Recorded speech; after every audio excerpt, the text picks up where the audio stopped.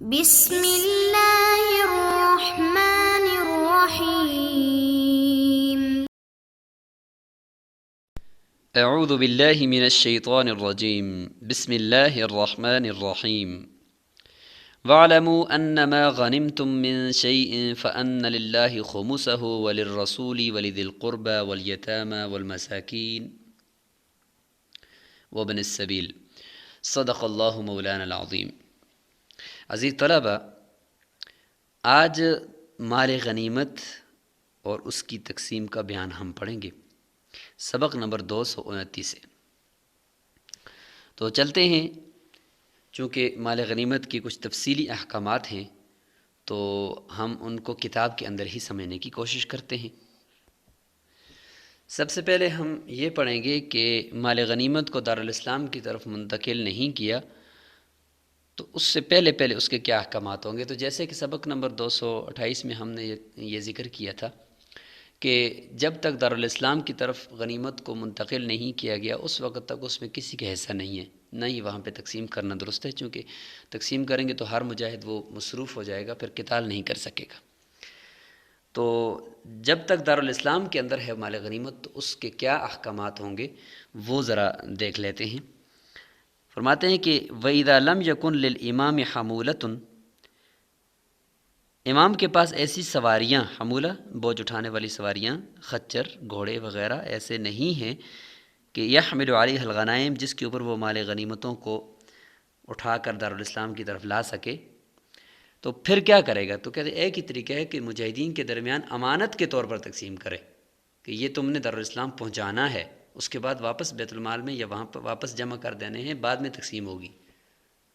تو لہٰذا امانت کے طور پر کچھ حصہ مجاہدین کے اوپر تقسیم کیا جائے تاکہ وہ اس کو اٹھا کر لیں۔ قسمھا بین الغانمین، مجاہدین جن کو بعد میں یہ ملنے والی ہے وہی ہوں گے، ان کے درمیان تقسیم کر لے گا۔ قسمت ایداع، امانت کے طور پر تقسیم کرے گا۔ لیحملوها الی دار الاسلام، صرف اس لیے کہ تاکہ وہ اس کو دارالاسلام کی طرف منتقل کر دیں اٹھا کر۔ ثم یرتجعها منہم، پھر وہ ان سے واپس کرے گا۔ فیقسمها، اور پھر ان کے درمیان ہی واپس تقسیم کر دے گا شرعی اصولوں کے مطابق۔ تو یہ طریقہ ہے جی یہاں پر مال غنیمت کو دارالاسلام کی طرف لانے کا۔ ظاہر ہے کہ اب یہاں پہ حاکم وقت بھی مجبور ہے، نہیں لائے گا تو پھر وہاں پہ کفار غلبہ پا لیں گے، اس لیے ضروری ہوا کہ یہاں پہ ان کے درمیان تقسیم کر دیا جائے۔ ولا يجوز بیع الغنائم قبل القسمۃ فی دار الحرب، یہ جائز نہیں ہے کہ مال غنیمتوں کو وہیں پہ دکان ڈال کر بیچنا شروع کر دیا جائے، کفار کے اوپر اسلحے کو واپس، ان کی جتنی بھی چیزیں لی تھیں ان کو واپس بیچنا دارالحرب کے اندر، کیونکہ اس سے تو کفار کو مزید دوبارہ طاقت ملے گی، جبکہ یہ مقصود نہیں ہے۔ وَمَن مَاتَ مِنَ الْغَانِمِينَ فِي دَارِ الْحَرْبِ، اچھا اب دیکھیں وہی مسائل کہ دارالحرب کے اندر جب تک مال غنیمت ہے تو اس کے احکامات وہ نہیں ہیں کہ کسی کی ملکیت میں وہ ہو، وہ بالکل ابھی تک کسی کی ملکیت میں نہیں ہے۔ تو اس لیے اگر مجاہدین میں سے دارالحرب کے اندر کوئی شہید ہو گیا فلا حق له فی القسمۃ، لہٰذا مال غنیمت کے اندر اس کا کوئی حصہ نہیں ہوگا۔ وَمَن مَاتَ مِنَ الْغَانِمِينَ بَعْدَ إِخْرَاجِهِ إِلَى دَارِ الْإِسْلَامِ، اگر مال غنیمت کے مستحقین میں سے کوئی فوت ہوا ہے دارالاسلام کی طرف مال غنیمت کو منتقل کرنے کے بعد، فنصیبہ لورثتہ، اس کا حصہ ضرور ہوگا، اور اگر وہ فوت ہو گیا تو اس کے ورثہ کو ملے گا۔ یہ مسئلہ ہے، متفرع ہوا ہمارے اس اصول پر۔ ولا بأس بأن ينفل الامام فی حال القتال، یہاں سے نفل یعنی ایک اضافی انعام کا تذکرہ ہو رہا ہے، یہ بھی مال غنیمت ہی میں سے چونکہ ہوتا ہے تو اس لیے یہاں پہ اس کو ذکر کر رہے ہیں کہ تنفیل کا حکم کیا ہے۔ تنفیل کہتے ہیں کہ کسی مجاہد کو یا کسی دستے کو ابھارنے کے لیے، چونکہ قرآن میں بھی نا حرض المؤمنین علی القتال، کہ مومنین کو قتال پر ابھاریے، تو ابھارنا کیسے ہوتا ہے؟ انعام کے ساتھ ہوتا ہے نا، کہ بھئی ہم آپ کو خصوصی انعام دیں گے اگر آپ یہ کام کر لیتے ہیں، اگر آپ اس کافر کو قتل کر لیتے ہیں، اگر آپ اس قلعے کو فتح کر لیتے، اگر آپ اس شہر کو فتح کر لیتے ہیں تو ہم آپ کو یہ انعام دیں گے، اس کو کہتے ہیں نفل۔ تو یہ حاکم وقت کو اختیار ہوتا ہے کہ وہ ایسا کرے۔ کہتے ہیں کہ ولا باس بان ينفل الامام فی حال القتال، قتال کی حالت میں یعنی قتال کے دوران اگر امام اعلان کر کے کسی دستے کے لیے خاص طور پر ایک نفل یعنی اضافی، نفل کہتے ہیں اضافی انعام مقرر کر لے تو جائز ہے۔ ويحرز بالنفل، اور اس انعام کے ذریعے سے ابھارے ترغیب دے علی القتال، قتال کے اوپر. فیقول، اور اس طریقے سے کہے کہ من قتل قتیلا، جس نے فلاں بندے کو قتل کر دیا یا کوئی کسی بھی کافر کو قتل کر دیا، فلہ سلبہ، تو اس کا سلب اس کو ملے گا. سلب کیسے کہتے ہیں؟ آگے آ بھی رہا ہے. سلب کہتے ہیں کہ اس کافر کے اوپر لگا ہوا لباس، وردی، خود یا اس کی جو زرہ ہے، اس کی تلوار ہے،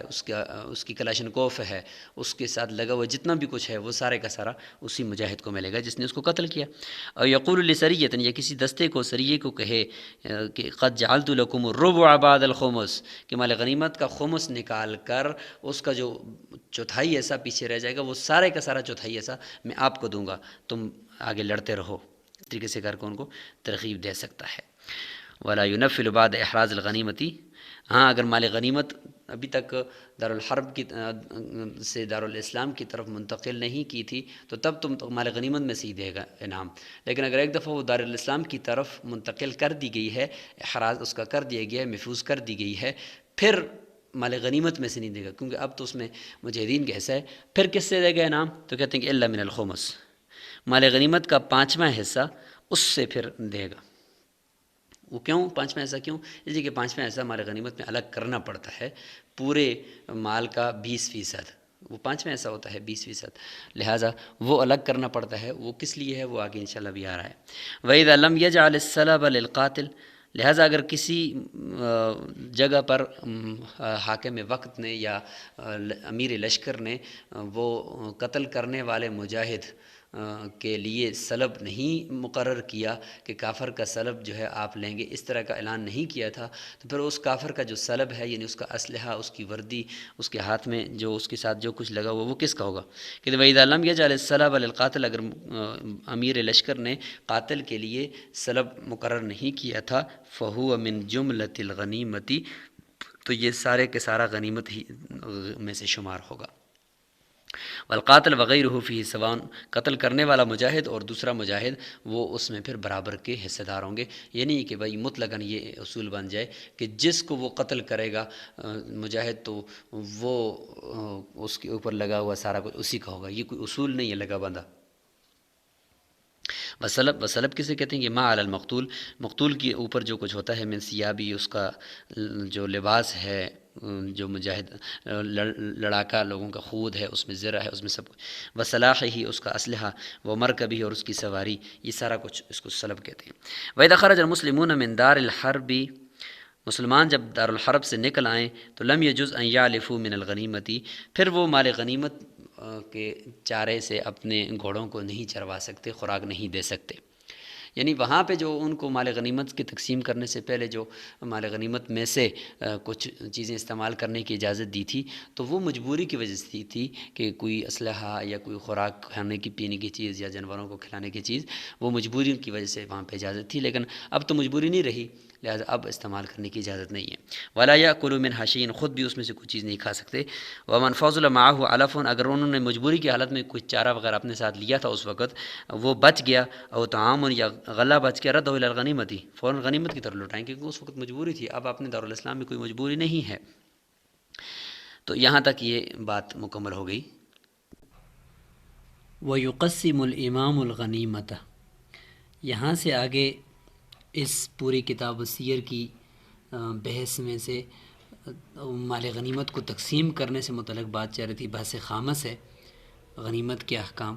تو اب غنیمت کو تقسیم کیسے کریں گے جب دارالاسلام میں اس کو منتقل کر دیا جائے گا؟ تو مال غنیمت جتنا بھی ہے اس میں سے خمس یعنی 5واں حصہ یعنی 100 میں سے 20% وہ امیر لشکر اور بادشاہ وہ الگ کر دے گا. فیخرج خمساً، ایک خمس یعنی اس کا 5واں حصہ 20% اس کو الگ کر دے گا. پیچھے رہ جائیں گے 4 ایسے یعنی 80% رہ جائے گا.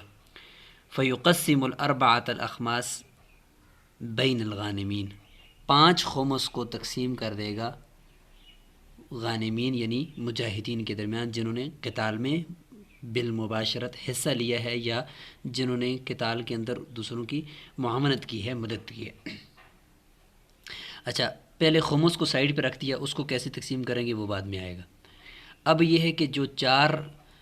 خمس یعنی 80% رہ گیا ہے، وہ جو مجاہدین کے درمیان تقسیم کریں گے، اس کا طریقہ کار کیا ہوگا؟ تو ظاہر ہے کہ کچھ مجاہدین کے پاس، کچھ لڑنے والوں کے پاس اپنا گھوڑا بھی ہوگا، جو دارالحرب میں داخل ہوتے وقت جن کے پاس گھوڑا تھا اس کا اعتبار ہے کہ ان کے پاس گھوڑا تھا اور وہ گھوڑے کے اوپر لڑتے رہے ہیں، تو ظاہر ہے کہ اس کے گھوڑے کا حصہ بھی ہوگا، وہ بھی ساتھ قتال میں شریک تھا۔ جو خچر یا گدھے وغیرہ جو جن پہ بوجھ لاد کر ساتھ لے کر جاتے ہیں وہ تو چونکہ قتال کے لیے نہیں ہے، ان کا حصہ نہیں ہوگا۔ وہ گھوڑا جو جنگ کے دوران مجاہد کو کام آیا ہے تو اس گھوڑے کا حصہ بھی ہوگا۔ لہٰذا فللفارسی، فارس یعنی گھوڑے والا مجاہد جو ہے جس کا گھوڑا بھی تھا، اس کے دو حصے ہوں گے، ایک اس کا اپنا اور ایک اس کے گھوڑے کا۔ وللراجل، اور جو پیدل تھا جس کے پاس گھوڑا نہیں تھا، سہمن عند ابی حنیفہ، امام صاحب کے نزدیک اس کا ایک ہی حصہ ہوگا۔ اس سے متعلق بھی ان کے پاس حدیث ہے اور صحیح قول بھی امام صاحب کا ہی ہے۔ صاحبین اور باقی ائمہ کے نزدیک وہ فرماتے ہیں کہ للفارس ثلاثۃ اسہم، گھوڑے والے کے لیے 3 حصے ہونے چاہیے، ایک اس کا اپنا اور 2 اس کے گھوڑے کے۔ ان کے پاس بھی روایات ہیں کہ حضرت محمد صلی اللہ علیہ وسلم نے حضرت زبیر رضی اللہ تعالیٰ عنہ کو 5 حصے دیے تھے، اور یعنی ان کے نزدیک یہ بھی ہے کہ کچھ روایات ہیں جن روایات میں پتہ چلتا ہے کہ حضور صلی اللہ علیہ وسلم نے فارس کو جو ہے وہ 3 حصے دیے ہیں، تو اس سے وہ ثابت کرتے ہیں کہ 3 حصے ہوں گے۔ وَلَا يَسْهَمُ إِلَّا لِفَرَسٍ وَاحِدٍ، اور جو حصے دیے جائیں گے وہ ایک ہی گھوڑے کے دیے جائیں گے۔ اگر کسی مجاہد کے پاس 2 گھوڑے تھے تو یہ نہیں کہ 2 گھوڑوں کے 2 حصے الگ الگ ہوں، یا صاحبین کے نزدیک 4 حصے ان 2 گھوڑوں کے ہوں، ایسا نہیں ہوگا، بلکہ ایک ہی گھوڑے کے حصے ہوں گے۔ لیکن اس میں صاحبین کے نزدیک گھوڑے کے 2 حصے اور امام صاحب کے نزدیک گھوڑے کا 1 حصہ، اور راجح قول جو ہے وہ امام صاحب کا ہے۔ چونکہ جو حضور صلی اللہ علیہ وسلم کا عمل ہے وہ فارس کو 3 حصے دینے کا بھی ہے اور 2 حصے دینے کا بھی ہے، تو عمل جب آپس میں اس میں تضاد آ گیا تو ہم قول کی طرف جائیں گے۔ تو حضور صلی اللہ علیہ وسلم کا قول ہے کہ للفارس سہمان وللراجل سہم، مجمع الانہر کے اندر بھی یہ قول موجود ہے۔ اس لیے اب اس قول کو ترجیح ہوگی کہ جو گھوڑے والا مجاہد ہوگا اس کے 2 حصے ہوں گے، 3 نہیں ہوں گے۔ والبرازین والعتاق، عتاق ہونا چاہیے، والعتاق سواء، عجمی گھوڑے اور عربی گھوڑے یہ برابر ہیں۔ کسی کے پاس عجمی گھوڑا ہے تو حصہ اس کا بھی ایک ہی ہے، اور اگر عجمی گھوڑا ہے تو اس کا حصہ بھی ایک ہی ہے۔ ولا يسهم لراحلۃ ولا بغل، اس کے علاوہ جو سواری ہے، خچر، گدھا یا دوسری جو سواریاں ہیں سامان اٹھانے والے جو ساتھ ہوتے ہیں، تو ان کے لیے ایسا نہیں ہوگا، حصہ صرف اسی گھوڑے کے لیے ہوگا جو براہ راست جنگ میں قتال کے دوران کام آیا۔ ومن دخل دار الحرب فارسا، کوئی دارالحرب میں گھوڑے کے اوپر سوار ہو کر، یعنی اپنا گھوڑا ساتھ لے کر داخل ہوا تھا، فنفق فرسہ، اس کا گھوڑا وہاں پہ اندر جا کر ہلاک ہوا ہے، تو ہم نے بتایا تھا کہ انٹر ہوتے وقت دارالحرب میں اس وقت اگر گھوڑا تھا تو حصہ ملے گا۔ استحق کا سہم فارسن، اس کو گھوڑے والے ہی کا حصہ ملے گا، یعنی گھوڑے کا حصہ بھی اس کو ملے گا۔ ومن دخل راجلا، اگر کچھ جو داخل ہوتے وقت پیدل تھا، گھوڑا نہیں تھا اس کے پاس، تو فاشترى فرسن، اس نے اندر جا کر کوئی گھوڑا خریدا ہے، تو استحق کا سہم راجل، وہ پیدل چلنے والے یعنی مجاہد کا ایک ہی حصہ پائے گا، چونکہ سرحد پار کرتے وقت چونکہ اس کے پاس گھوڑا نہیں تھا تو اس لیے وہ گھوڑے کا حصہ نہیں پائے گا۔ ولا یسہم لمملوک، ہم نے بتایا تھا کہ مال غنیمت ان کو ملے گا کہ جنہوں نے براہ راست جنگ میں حصہ لیا، یا وہ جنگ میں حصہ لینے کے اہل بھی تھے اور یا پھر ان کی مدد کرنے کے بھی اہل تھے۔ تو مملوک خود چونکہ وہ مولا کی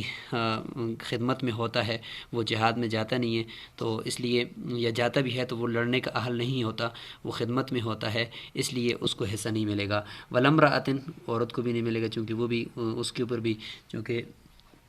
اس کے اندر بھی لڑنے کی صلاحیت نہیں ہے. ذمی کافر ہے تو وہ تو خود اپنے ہی لوگوں کے ساتھ کیسے لڑے گا ان کے خلاف. ولا صبی بچہ یہ نابالغ ہے تو ان کے لیے مال غنیمت میں حصہ تو نہیں ہوگا. ولیکن یرزح لهم علی حسب ما یری الامام، لیکن ان کے لیے یرزح کو معنی کیا ہے کہ کچھ تھوڑا بہت یعنی حصہ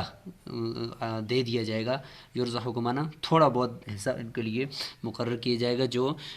جو مجاہدین کے حصے سے کم ہی ہو، وہ ان کو رزح کے طور پر یعنی ان کو دیا جائے گا. چونکہ ساتھ گئے ہیں، خدمت کی ہے، زخمیوں کی پانی پلایا ہے، اس لیے بالکل تو محروم نہیں چھوڑا جائے گا، لیکن جو متعین حصہ مجاہدین کو دیا جائے گا وہ ان کو نہیں دیا جائے گا. وَأَمَّا الْخُمُسُ، اب آگے جی خمس کی باری. یہ تو 4 حصے ہم نے 80% مال غنیمت مجاہدین میں تقسیم کرنے کا طریقہ بتا دیا. جہاں تک خمس کی بات ہے کہ جو ایک حصہ مال غنیمت کا کم کر کے الگ رکھا تھا، تو اس سے متعلق ہم نے آیت جو پڑھی تھی کہ وَاعْلَمُوا أَنَّمَا غَنِمْتُم مِّن شَيْءٍ، 10ویں پارے کی پہلی آیت ہے کہ جو تمہیں غنیمت ملتی ہے فَأَنَّ لِلَّهِ خُمُسَهُ، اس میں خمس جو ہے وہ اللہ کا ہے، وَلِلرَّسُولِ رسول کا ہے، وَلِذِي الْقُرْبَى اور رسول اللہ صلی اللہ علیہ وسلم کے رشتہ داروں کا ہے، اور والمساکین والیتامى والمساکین وابن السبیل، غریبوں اور مسکینوں کا ہے. تو یہ خمس ان سب کا ہے. اس میں جو اللہ تعالیٰ کا نام ہے وہ تو برکت کے لیے ہے، اللہ تعالیٰ کو تو کچھ بھی نہیں چاہیے. اور رسول اللہ صلی اللہ علیہ وسلم کا جو نام ہے وہ جب تک وہ حیات تھے تو ان کو وہ ملتا تھا، جب وہ دنیا سے چلے گئے ہیں تو ان کا وہ حصہ بھی ختم ہو گیا. جس طریقے سے ایک صفی ہوتا ہے، صفی کا معنی ہوتا ہے کہ حضور صلی اللہ علیہ وسلم کو یہ اختیار تھا کہ وہ غنیمت کی تقسیم سے پہلے اپنی پسندیدہ کوئی ایک چیز اٹھا کر لے سکتے ہیں. اس کو صفی کہتے ہیں، یعنی منتخب کردہ. جب وہ صفی حصہ ختم ہو گیا آپ صلی اللہ علیہ وسلم کی دنیا سے تشریف لے جانے کے بعد، تو لہٰذا ان کا یہ خمس میں سے حصہ بھی ختم ہوا. اب پیچھے رہ گئے، گوئے کہ خمس کے آیت میں 5 حصے مقرر کیے گئے تھے، ان میں سے 3 رہ گئے، ذوی القربہ، مساکین اور یتامہ اور مسافر وغیرہ، یہ رہ گئے. تو حضور صلی اللہ علیہ وسلم کے رشتہ داروں کو آپ صلی اللہ علیہ وسلم کی حیات میں جو حصہ ملتا تھا وہ تو حضور صلی اللہ علیہ وسلم کے ساتھ مدد کرنے کی وجہ سے ملتا تھا، لہٰذا اس وقت جو مدد کرتے تھے تو ان کو خمس میں سے حصہ ملتا تھا. اب جب حضور صلی اللہ علیہ وسلم نہیں رہے تو وہ ان کا رشتہ داروں کا حصہ بھی ختم ہوا. البتہ رشتہ داروں میں سے جو غریب ہوں گے، مسکین ہوں گے، تو ان کو یتامہ اور مساکین میں داخل کر کے حصہ دیا جائے گا، ورنہ الگ سے کوئی حصہ ان کا بھی نہیں ہوگا. لہٰذا اب مال غنیمت کا جو خمس ہے وہ صرف 3 لوگوں میں تقسیم ہوگا. فَيُقَسَّمُ عَلَى 3 حصوں میں، 3 حصوں میں تقسیم ہوگا. سام للیتامہ، سام للمساکین، ایک یتیموں کے لیے اور دوسرا غریبوں اور مسکین کے لیے، اور وسہم لابناء السبیل، اور تیسرا حصہ مسافروں کے لیے. جو آیت میں 3 رہ گئے ہیں بس وہی ہوں گے. اچھا، حضور صلی اللہ علیہ وسلم کے جو ذوی القربہ ہیں وہ کدھر جائیں گے؟ تو کہتے ہیں کہ وہ ان میں سے اگر فقراء جو ہیں، اب ان فقراء کو جو ہے وہ ملے گا، تو وہ اسی مسافروں کے اندر اور مساکین کے اندر داخل ہو جائیں گے. وَيَدْخُلُ فُقَرَاءُ ذَوِي الْقُرْبَى فِيهِمْ، حضور صلی اللہ علیہ وسلم کے جو ذوی القربہ رشتہ دار ہیں، قریبی رشتہ دار، یعنی بنو ہاشم اور بنو مطلب کی جو اولاد کے ہیں، تو ان کو بنو عبد المناف اور بنو عبد الشمس کو نہیں ملے گا، چونکہ انہوں نے مدد نہیں کی. اس لیے جنہوں نے زیادہ مدد کی ہے حضور صلی اللہ علیہ وسلم کی، تو ان کو یہ حصہ ملے گا، لیکن ان کے فقراء کو ملے گا. حضور صلی اللہ علیہ وسلم کی زندگی میں تو مدد کی وجہ سے ملتا تھا اور نصرت کرنے کی وجہ سے، اور اب جو ہے فقر کی وجہ سے ملے گا. مستحقین کو ملے گا، غیر مستحقین کو نہیں ملے گا. وَيُقَدَّمُونَ، لیکن اتنا ہم کر دیں گے کہ حضور صلی اللہ علیہ وسلم کے جو ذوی القربہ ہیں ان کو مقدم کیا جائے گا حصہ دینے میں، پہلے ان کو دیا جائے گا، پھر باقی مسکینوں کو دیا جائے گا. وَلَا يُدْفَعُ إِلَىٰ أَغْنِيَائِهِمْ، ان کے جو غیر مستحقین غنی مالدار ہیں ان کو نہیں دیا جائے گا شیئن کچھ بھی. فاما ذکر اللہ، اللہ تعالیٰ کا جو ذکر ہے قرآن مجید کے اندر، فَأَنَّ لِلَّهِ خُمُسَهُ آیت میں ہے نا، یعنی لنفسہ ہی، اللہ تعالیٰ نے جو اپنے لیے کیا ہے کہ اللہ کا ہے خمس، تو فی کتاب ہی، اپنی کتاب میں، من الخمس، خمس، فإنما هو لافتتاح الکلام تبرکاً، یہ برکت کے لیے ہے، بسم ہی، اللہ تعالیٰ کے اپنے نام سے شروع کرنے کے ساتھ یہ برکت کے طور پر یہ ہے، اور کلام کو شروع کرنے کے لیے ہے، نہ کہ اللہ تعالیٰ کے لیے کوئی متعین حصہ ہے. وسام النبی، حضور صلی اللہ علیہ وسلم کا جو حصہ مقرر کیا ہے وللرسولی آیت میں ہے، وہ سقط بموت ہی، آپ صلی اللہ علیہ وسلم کے تشریف لے جانے کے بعد دنیا سے وہ ختم ہو چکا ہے، ساقط ہو چکا ہے. کما سقط صفی، جس طریقے سے صفی حصہ ایک تقسیم سے پہلے کا جو ہر نبی یعنی نبی صلی اللہ علیہ وسلم کو حاصل تھا، وہ جس طرح ختم ہو گیا، تو اس طرح یہ بھی ختم. وسام ذوی القربہ اور حضور صلی اللہ علیہ وسلم کے جو رشتہ داروں کا حصہ تھا، کانوا یستحقونہ، وہ اس حصے کے مستحق تھے، فی زمان النبی صلی اللہ علیہ وسلم بالنصرت، حضور صلی اللہ علیہ وسلم کی مدد کی وجہ سے وہ مستحق تھے، وبعدہ بالفقری، اور بعد میں جو فقر ہے اس کی وجہ سے وہ مستحق ہوں گے، نصرت والا جو آپشن تھا وہ ختم ہو گیا ہے۔ وَإِذَا دَخَلَ الْوَاحِدُ أَوِ الْاثْنَانِ إِلَى دَارِ الْحَرْبِ مُغِيرِينَ یا مغیرین بغیر اذن الامام۔ اب یہ ہے کہ مجاہدین کے علاوہ اگر کوئی ٹولہ مسلمانوں کا وہ قتل و غارت کرتے ہوئے چلا گیا، یعنی یہ کہ نہیں کہ جہاد کے طور پر، بلکہ یہ کہ ڈاکو ہیں، یعنی گناہ کر گئے، اچھا کام نہیں کیا، بلکہ یہ کہ چوری کرتے ہوئے یا ڈاکہ مارتے ہوئے جا کر کفار کا مال چھین کر آ گئے، تو یہ تو جہاد نہیں ہے، اور یہ تو ڈاکہ ہے، ڈاکہ زنی ہے، یہ تو قتل و غارت گری ہے، تو مولا کی یا امام کی اجازت کے بغیر گئے ہیں، تو اس کو ہم چوری میں اور غصب میں، ان چیزوں میں اس کو شمار کریں گے، تو یہ گناہ کا کام کیا، اگرچہ کافر کا مال لیا لیکن کام تو گناہ کے کیا نا، دھوکہ دے کر لیا، تو اس کو ہم غنیمت نہیں کہیں گے۔ مغیرین کا معنی قتل و غارت کرتے ہوئے اور مار دھاڑ کرتے ہوئے جا کر لے کر آنا، یہ تو ٹھیک نہیں ہے۔ ہاں تم جہاد کرنے کے لیے جاؤ باقاعدہ ایک ترتیب سے، جو جہاد کا طریقہ ہے ابھی جو بتایا گیا گزشتہ اسباق میں، اس طریقے سے اگر وہ جاتے ہیں تو پھر تو ٹھیک ہے، ساتھ اسلحہ ہے، ساتھ سب کو پتہ ہے کہ مجاہدین کا لشکر آ رہا ہے، اس طریقے سے جائیں، یہ نہیں کہ جا کر چوری کر دیا اور ڈاکہ مار دیا اور جا کر لے آئے رات کے معاملے میں، تو یہ ٹھیک نہیں ہے۔ اگر اس طریقے سے کوئی گیا اور وہاں سے مال لے کر آ گئے، فأخذوا شيئا لم يخمس، اس میں سے خمس نہیں نکالیں گے، یہ تو حرام چیز ہے جو انہوں نے لائی ہے۔ وَإِن دَخَلَ جَمَاعَةٌ، البتہ یہ کہ مسلمانوں کی کوئی جماعت داخل ہوگی ہے، لَهُم مَنَاعَةٌ، ان کے پاس قوت بھی ہے، شان و شوکت بھی ہے، جھنڈا بھی ہے اسلام کا، وہ لے کر جا رہے ہیں، فَأَخَذُوا شَيْئًا، انہوں نے کوئی چیز لائی تو خُمِّس، اس کا خمس نکالا جائے گا، کیونکہ یہ مال غنیمت ہے اور یہ جہاد کا ایک دستہ جا رہا ہے۔ وَإِن لَّمْ يَأْذَن لَّهُمُ الْإِمَامُ، اگرچہ امام نے ان کو اجازت نہیں دی لیکن ان کا جو طریقہ کار ہے وہ اسی طریقے سے ہے، گویا کہ جہادی ایک لشکر گیا ہے اور باقاعدہ آگے جا کر اسلام پیش کیا ہے، اس کے بعد پھر انہوں نے قتل و غارت یعنی جو کی بھی ہے وہ قتال کے سینس میں اور جہاد کے سینس میں کی ہے۔ وَإِذَا دَخَلَ الْمُسْلِمُ دَارَ الْحَرْبِ تَاجِرًا، مسلمان اگر دار الحرب میں تاجر ہو کر داخل ہو جائے، تجارت کی غرض سے داخل ہوا ہے، تو فَلَا يَحِلُّ لَهُ أَن يَتَعَرَّضَ بِشَيْءٍ مِّنْ أَمْوَالِهِمْ، دیکھیں یہ آ گیا کہ اس کے لیے جائز نہیں ہے، حلال نہیں ہے کہ وہ کفار کے اموال کے ساتھ کوئی تعرض کرے، یعنی ان کو چھینے یا اس کو ان سے لے لے، یہ مسلمان کے لیے زیبا نہیں دیتا۔ وَلَا مِن دَمَائِهِمْ، اور نہ ہی ان کے خونوں کے ساتھ کوئی ان کو قتل بھی نہیں کر سکتا، ان کے خونوں کے ساتھ بھی وہ تعرض یعنی کوئی توجہ نہیں دے گا۔ فَإِنْ غَدَرَهُمْ بِهِمْ، اگر مسلمان نے کفار کو دھوکہ دے کر ان کا مال لایا، وَأَخَذَ شَيْئًا مَلَكَهُ مِلْكًا مَحْظُورًا، اگر وہ اس طریقے سے کسی چیز کا مالک ہو گیا تو وہ ملک محظور یعنی ایسی ملکیت کے ساتھ اس کا مالک ہوئے جو ممنوع ہے، محظور ممنوع، تو یعنی اس کے لیے جائز نہیں تھا کہ وہ اس طریقے سے دھوکہ دے کر کفار کا مال لانا، کیونکہ دھوکہ دینا تو اسلام میں کافر کو بھی جائز نہیں ہے۔ وَيُؤْمَرُ أَن يَتَصَدَّقَ بِهِ، اور اس کو حکم دیا جائے گا کہ وہ اس کو بغیر ثواب کی نیت کے اپنے پاس سے نکال دے اور صدقہ کر دے اس مال کو۔ وَإِذَا دَخَلَ الْحَرْبِيُّ إِلَيْنَا مُسْتَأْمِنًا، حربی یعنی کافروں میں سے کوئی کافر ہمارے پاس امن لے کر آیا ہے، مستأمنا چند دنوں کے لیے اس کو مستأمن کہتے ہیں، لم یمکن لہ ان یقیم فی دارنا سنۃ، کہتے ہیں اس کے لیے جائز نہیں ہے کہ وہ ہمارے اس دارالاسلام میں رہے، کیونکہ اگر وہ یہاں پہ رہے گا تو ہو سکتا ہے کہ جاسوس بن کر آیا ہو، اس لیے یہاں پہ اس کو یہاں پہ رہنے کی اجازت نہیں ہے۔ وَيَقُولُ لَهُ الْإِمَامُ، اور امام اس کو کہے گا، ان اقمت تمام السنہ، اگر پورا سال تو رہ گیا، ایک سال تک اس کے اندر ہم نے جانا ہوگا، اگر پورا سال آپ یہاں پہ رہیں گے تو وضعت علیک الجزیہ، تیرے اوپر جزیہ میں مقرر کر دوں گا، فإن اقام سنۃ، لہٰذا اگر وہ ایک سال رہے گا، قیام کرے گا دارالاسلام میں، اخذت منہ الجزیہ، اس سے ٹیکس وصول کیا جائے گا جس طرح ذمہ ہوتا ہے، وصار ذمیا، وہ فوراً ذمہ بن جائے گا، ولا یترک ان یرجع الی دار الحرب، اس کو چھوڑا نہیں جائے گا ذمہ کی طرح کہ وہ دارالحرب میں جائے، کیونکہ وہاں پہ جا کر بھی یہ وہ ہے کہ ساری چیزیں دارالاسلام کے اندر ایک سال رہنے کے بعد وہ جہاں کر وہاں پہ بتائے گا کہ ان کا اسلحہ یہاں پہ رکھا ہوا ہے، یہ اس طریقے سے پلاننگ بنا رہے ہیں تمہارے خلاف اور یہ ایسا کر رہے ہیں، تو اس لیے اس کو وہاں نہیں چھوڑا جائے گا۔ وَإِنْ عَادَ إِلَى دَارِ الْحَرْبِ، اگر وہ دارالحرب چلا گیا، وَتَرَكَ وَدِيَةً عِنْدَ مُسْلِمٍ أَوْ ذِمِّ أَوْ دَيْنًا فِي ذِمَّتِهِمْ، اور یہاں دارالاسلام میں کوئی امانت کسی مسلمان کے پاس یا کسی ذمہ کے پاس چھوڑ دی، یا کوئی قرضہ مسلمانوں کے ذمہ میں اس کا رہ گیا ہے،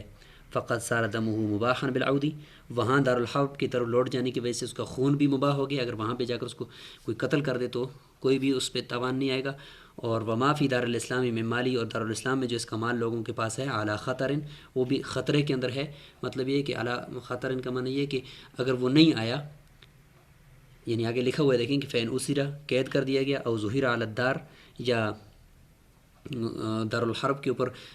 غلبہ پا لیا گیا، اس کو فتح کر دیا گیا، فقتل، اور اس میں اگر یہی بندہ قتل ہو گیا تو سقطت دجونہ، اس کے جتنے بھی قرضے پیچھے مسلمانوں پر تھے وہ سارے کے سارے ساقط ہو جائیں گے. وسارت الودیۃ فیئن، اور اس کی جو امانت ہے وہ مال فیع ہو جائے گی اور بیت المال میں جمع کر دی جائے گی. سمجھ گئے؟ یعنی یہ کہ اس کے جانے کی وجہ سے اس کا یہ سارا مال جو ہے وہ بھی خطرے میں پڑ گیا، اس کی جان بھی خطرے میں پڑ گئی. وما اوجف علیہ المسلمون من اموال اہل الحرب بغیر قتال، ایسا ہوا کہ مسلمانوں کے ہاتھ لگ گیا، اوجفا بغیر کسی قتال کے کسی مال کو لینا، اس کو اوجفا کہتے ہیں کہ اوجف علیہ المسلمون من اموال، یعنی اہل حرب یعنی دارالحرب میں گئے اور ان کا مال کوئی مسلمانوں کے ہاتھ بغیر کسی قتال کے لگ گیا، یعنی انہوں نے آگے سے مصالحت کی یا وہ مال چھوڑ کر چلے گئے اور وہ مال مسلمانوں کے ہاتھ لگ گیا، اس کو کہتے ہیں مال فیع. ایک ہوتا ہے مال غنیمت اور ایک ہوتا ہے مال فیع. مال فیع وہ ہوتا ہے کہ جو بغیر قتال کے ہاتھ لگ جائے، اور جو قتال کر کے ہاتھ لگے اس کو غنیمت ہے.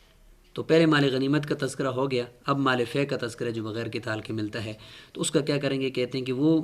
چونکہ مجاہدین نے تو قتال کیا تو نہیں ہے کہ مجاہدین میں تقسیم کیا جائے، لہٰذا یصرف فی مصالح المسلمین کما یصرف الخراج، کہتے ہیں کہ اس کو مسلمانوں کے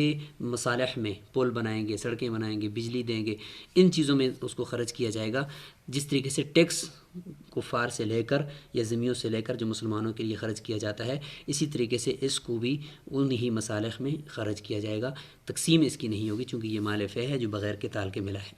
تو اس سبق کو یہاں روک لیتے ہیں، انشاءاللہ آگے خراجی زمین اور عشری زمین سے متعلق تحقیق ہوگی سبق نمبر انشاءاللہ 230 میں. السلام علیکم ورحمۃ اللہ وبرکاتہ.